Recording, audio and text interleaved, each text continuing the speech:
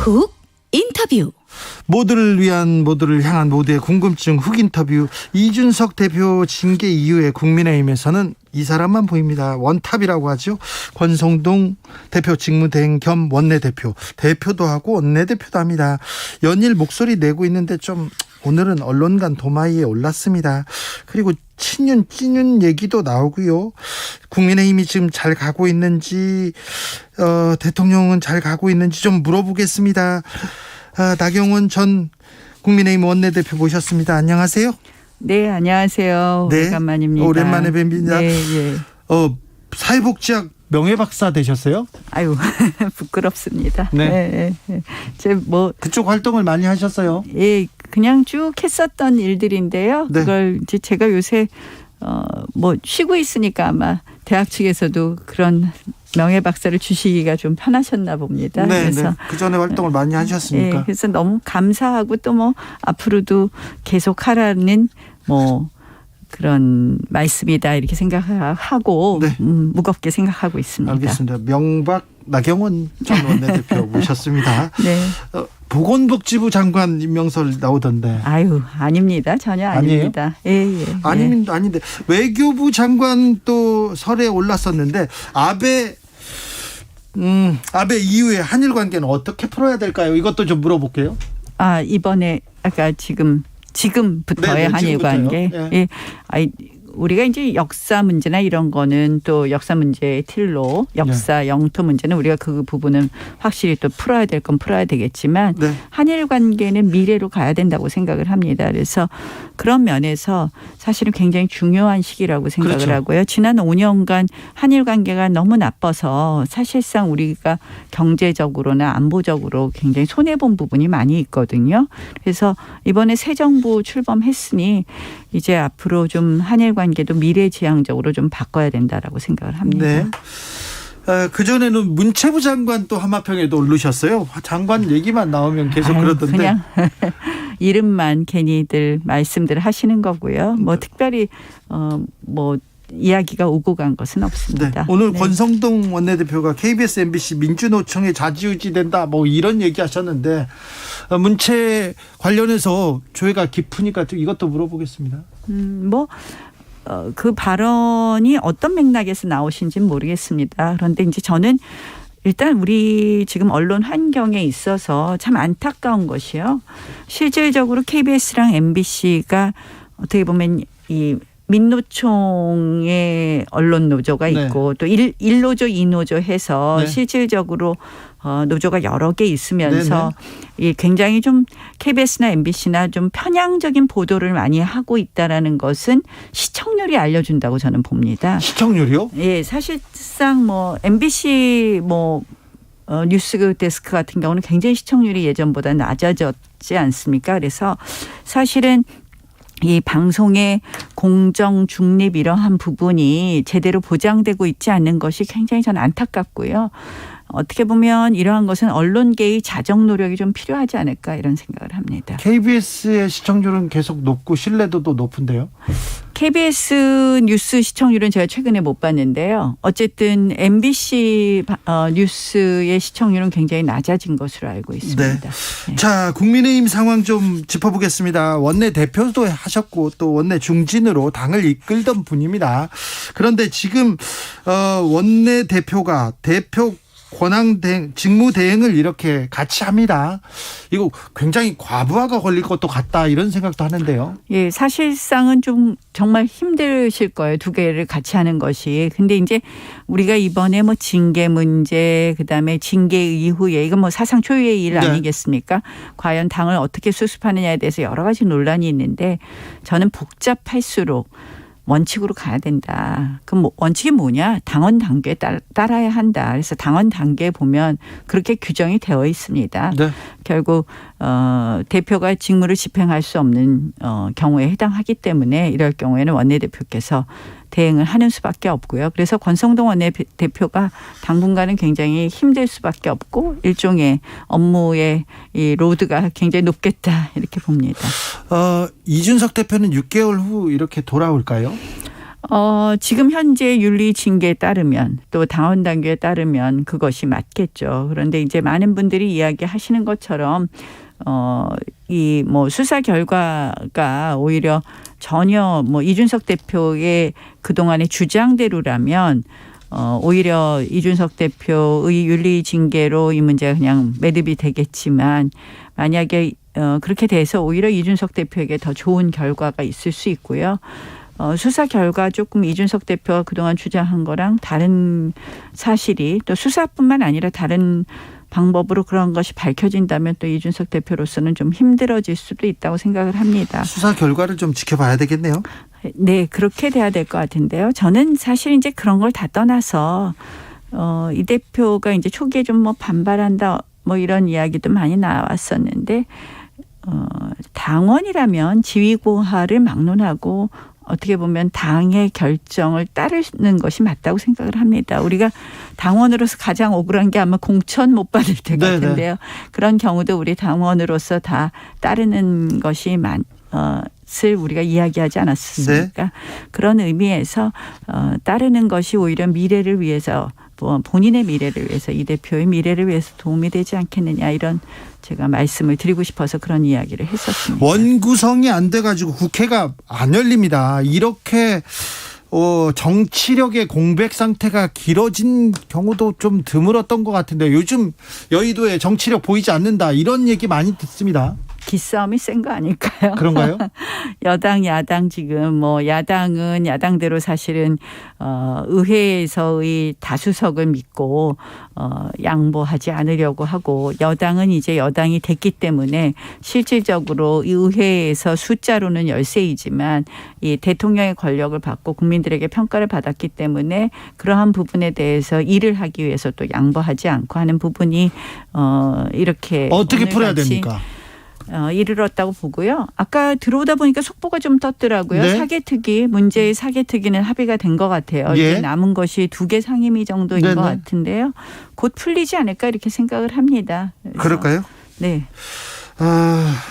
대통령 지지율은 추락에 또 추락, 브레이크가 없는 걸까요? 좀 안타깝습니다. 사실은 이게 이상하게 저는 지금 대통령께서 뭐 설정하신 국정 방향이나 지금 뭐 여러 가지 위기 속에서 정부가 그래도 제대로 일을 하려고 하고 그런 뭐 모습도 보이고 있는데 그런 부분은 어디로 온데간데 없어지고 사실은 굉장히 사소한 일 또는 부정적인 일만 좀 돋보이는 것 같아요. 예. 굉장히 요새 또 그게 어떻게 보면 언론 때문에 그렇습니까? 그러니까 언론을 탓한다기보다는 우리가 이제 이렇게 큰 얘기보다는 이게 사소한 일들에 더 많은 관심을 가지게 되는 그런 어떻게 보면 이거는 최근에 이런 트렌드라고 할까요? 이렇게 보면 저희도 이렇게 기사를 보다 보면 아주 사소하고 자극적인 거에 자꾸 눈이 가게 되는 것 같은 경우가 있죠. 본질적인 것보다는 좀 가심이라고 해야 될까요? 그래서 이게 참 안타까운 일인데요. 그러다 보니까 조금 이상한 방향으로 자꾸 이제 이게 우리가 이제 어떤 지지율이 올라가거나 내려가거나 할 때는요. 여론조사와 언론이 계속 반복적으로 있으면서 그것이 그런 방향을 잡아가는 경우도 있거든요. 예. 그래서 최근에 약간 그런 형국이 돼서 어쨌든 이제 이것을 좀 반등하는 정말 고민을 심각하게 해야 된다. 예. 저는 심각한 고민을 해야 될 시점이다. 이렇게 말씀을 드리고 싶습니다. 어떻게 좀 반등시켰을까요?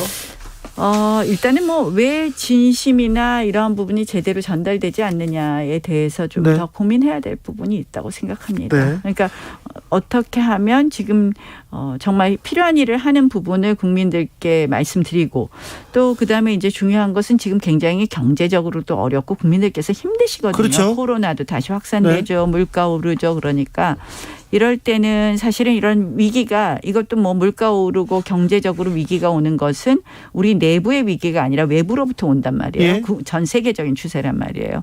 그래서 이럴 때는 정말 뭐 여권 야권은 물론이고 온 국민이 합심해서 이 위기를 극복해야 되는데 이러한 컨센서스를 만들어가는 과정 뭐 이런 것도 좀 필요하지 않을까. 이건 뭐 지지율하고도 좀 다른 얘기일 수도 있지만 그런 우리가 좀 국민적인 이렇게 합의를 만들어가는 게 좀 필요할 것 같습니다. 그게 정치인데 대통령 그리고 정부 여당 중진 그리고 뭐 장관 이 장관의 능력 그리고 그런 노력들이 보여지지 않습니다. 정치력이 조금 부재하다 이런 얘기를 계속 지적받을 수밖에 없는 상황이에요. 글쎄 좀 안타까워요. 그게 이제 다들 열심히는 하시는데 이게 소통 방법의 문제인가? 아니 소통이 아니라 능력을 못 보여준다니까요. 능력 있는 사람들이 안 보여요. 글쎄요. 근데 지금 보면 언론의 이렇게 보도나 이런 걸 보면 뭐 오늘도 주로 언론 아까 정치면 이렇게 보니까 권 원내대표와 장제원 의원이 사이가 좋네 안 좋네 하는 기사를 네. 전부 도배가 됐더라고요. 예? 그러니까 그런 게 안타깝더라고요. 저는 그 두 분이 뭐 그렇게 어떤 지금 의견의 충돌이 심하게 있다고 보이지 않는데 그런 부분에 온통 관심이 있다 보니 실질적으로 국민들께서도 정부 여당에 대한 신뢰가 예. 높지 않을 수 있다 이런 걱정이 돼요. 근데 그게 두 사람이 어떤 충돌이 있었거나 그런 건 아니지 않습니까? 네. 그래서 그런 부분이 좀 안타깝습니다. 당 중진이셨고 그리고 한 10여 년 동안 국민의힘을 원내대표도 하셨고 이끄시던 분이세요. 그래서 국민의힘에 이렇게 좀 정치력을 보여주고 대통령과 정부 여당이 좀 능력을 보여줬으면 이 부분 좀 부족한데 그런 생각 계속 하실 텐데. 자, 저희도 더 노력하겠습니다. 네. 송구합니다. 유시민 네. 작가께서 네. 대통령 없는 것과 비슷한 상태다 이렇게 얘기하시던데. 글쎄 그건 어떤 맥락에서 하신 말씀이세요? 아니, 저도 아까 이렇게 기사만 좀 봤는데. 비슷한 내용이에요. 대통령과 정부 여당이 능력을 거의 보여주지 못하고 있다. 참 어려운 때죠. 위기는 위기예요. 예. 위기는 위기인데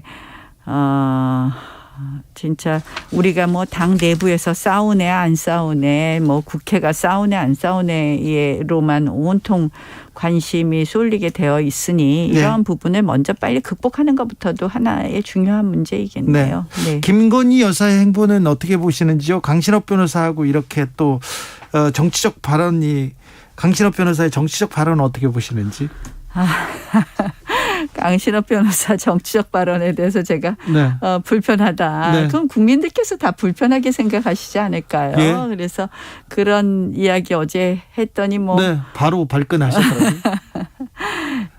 좀 맞지 않는다고 생각하고요. 그런 정치적 발언을 과도하게 하시는 것은 김건희 여사께서도 그 부분에 대해서 선을 그으셨더라고요. 그래서 다행이라고 생각을 합니다. 그래서 제가 자꾸 이야기하면 또 오늘 한 번 더 발끈할지도 모르니까 이런 정도 하죠. 그럴까요? 네. 여당이 지금 힘을 가지고 이렇게 끌고 가야 되는데 지금 여당의 핵심이 누구냐, 누구한테 힘이 있느냐. 지금 김기현, 안철수 의원 공부 모임 막 하고요. 장제원 의원은 또 산행도 하고 이렇게 차기 당권 주자들의 물밑 경쟁 뜨겁다 이렇게 보여집니다. 장제원 의원 산행을 그렇게 해석하는 건 저는 정말 좀 어이가 없더라고요. 그래요? 그게 보면 본인 지역구 산행이에요. 네. 본인의 전국 조직이 아니라 그러니까 누구나 자신의 지역구에는 여러 가지 자기를 좋아하는 조직이 있겠죠. 그러니까 아마 그동안 대통령 선거하고 너무 바빴어갖고 지역 구민들하고 스킨십 못했던 것 같고요. 그래서 한번 지역 주민들하고 간 건데 그걸 너무 확대 해석한다. 저는 이렇게 생각을 합니다. 그 부분은. 그러나 어쨌든 안철수 의원, 김기현 의원 열심히 공부 모임 하시고요. 다들 우리 공부해야죠. 공부해야죠. 대한민국 미래를 위해서 책임 있는 여당 의원들이라면 당연히 나경원 하셔야 대표님도 된다고 공부 생각합니다. 열심히 하시죠? 네, 저도 오늘 아침에 공부했습니다. 어떤 모임에? 저는 그냥 쭉 늘 일주일에 한 번씩 아침에 소규모로 모여서 공부하는 모임이 있고요. 그래서 그냥 이렇게 세를 40명, 50명씩 같이 공부하는 건 아니지만 공부는 적은 숫자가 모여서 해도 더 잘 되더라고요. 알겠습니다. 그래서 한 10여 명 모여서 공부합니다. 대학교 때 같이 공부했던 윤석열 대통령은 지금 대통령 공부는 잘하고 계신 것 같습니까? 대통령 공부를 하실 게 아니라 대통령 업무를 하실 때고요. 참 저는 대통령께서 너무 힘드시겠다 이런 생각을 많이 해요. 어떤 측면에서요? 뭐 당선되자마자 이 뭐 전체적인 뭐 여러 가지 어려운 상황이고 코로나나 뭐 경제나 이런 건 어렵죠. 또 뭐 여당이 좀 힘있게 뒷받침을 해줘야 되는데 여당 내에서 뭐 당대표 징계니 갈등이 너무 컸어요. 하는 그런 갈등 크죠. 네. 그렇다고 국회는 뭐 완전히 야당이 그냥 엄청 세잖아요. 네. 야당이 뭐 180석 정도 되니 야당은 국회는 또 마음대로 안 되죠. 그러니까 꼼짝달싹 못 하시죠. 게다가 뭐 공공기관장이 나가나요? 안 나가고 있죠. 그러니 뭐 지금 뭐 문 대통령 그만두시기 전에 또 임명한 기관장 내지 뭐 이사 감사도 엄청 많더라고요. 자리 다 알박기 해놨지. 검수완박법 같은 거 해갖고 그냥 법안 알박기 해놨지. 그동안 또 제도도 많이 바꿔놨잖아요. 그러니 뭐 마음 같아서는 다 할 것 같은데 아마 하나도 잘 되는 게 없으니 얼마나 답답하겠습니까. 그래서 좀 이게 힘있게 좀 하나로 가려면 이제는 정말 저는 사실은 민주당이 정권 잡을 때도 똑같은 마음이었는데 이게 한꺼번에 바뀌고 한꺼번에 나오고 이렇게 좀 제도를 바꿔야죠. 이건 무슨 진지처럼 차지하고 앉아갖고 위에서는 이렇게 가라 그러는데 뭐 지금은 원전 하겠다 그러시는데 주요한 포스트에는 다 탈원전주의자들이 다 앉아 있으니 나라가 어디로 가겠습니까? 그러니 이건 참 비효율적이다. 우리가 한꺼번에 들어가서 나라를 운영하고 아니다 하면 또 한꺼번에 나오고 이렇게 바꿔야 될 것 같습니다.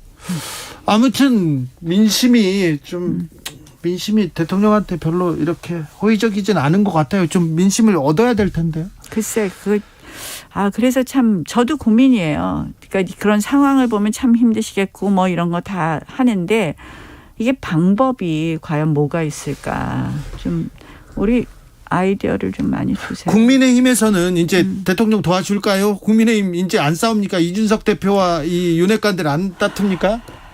근데 진짜 또 제가 이제 권성동 원내대표 장제원 의원 기사도 보면 어떻게 보면 자꾸 그런 것만 자꾸 이 언론 탓하는 것처럼 되지만 자꾸 갈등을 부추기는 부분도 있고 그래서 참 안타깝습니다. 이준석 대표 이제 갈등은 이제 사그라들까요?